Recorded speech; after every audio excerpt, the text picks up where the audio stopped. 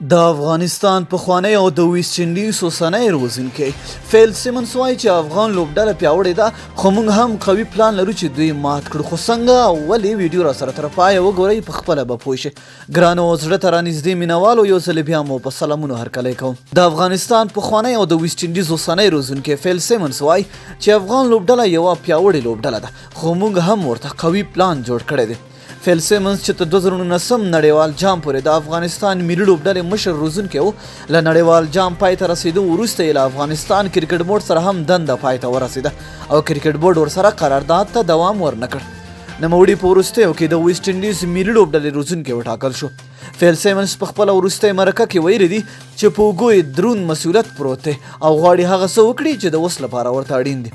نوموړي وایي چې د روزونکي په حیث یو لوی هدف لري او غواړي چې د دوی لوبډله یعنې ویسټ انډیز دوامداره ګټونکي لري. هغه د افغانستان پر وړاندې لوبلړۍ د ځان لپاره په دې ښه وګڼله چې وایي د دغه لوبډلې مشر روزونکی پاتې شوی دی او په هر څه ورسره پوره بلد دی.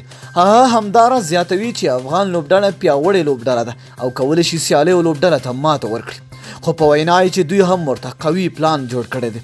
هغه وایي چې ښایي افغانستان په خپل کوربتوب د ویسټ انډیز پر وړاندې ښې لوبې وکړي او زموږ لپاره هم اسانه نه وي.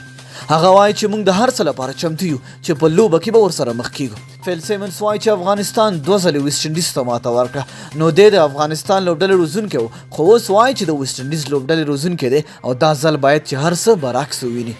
د یادولو ده چې افغانستان او ویسټ انډیز په هند کې 3 یو ورځنۍ 3 شلوریزې او یوه ټیسټ لوبه لري چې د نومبر په 4 نیټه به پیل او د دسمبر تر لومړۍ نیټو پورې به دوام وکړي. د افغانستان د بریا په هیله نو مینه او مننه چې ویډیو مو را سره تر پایه ولیده. تر بیا او بلې ویډیو د الله په امان.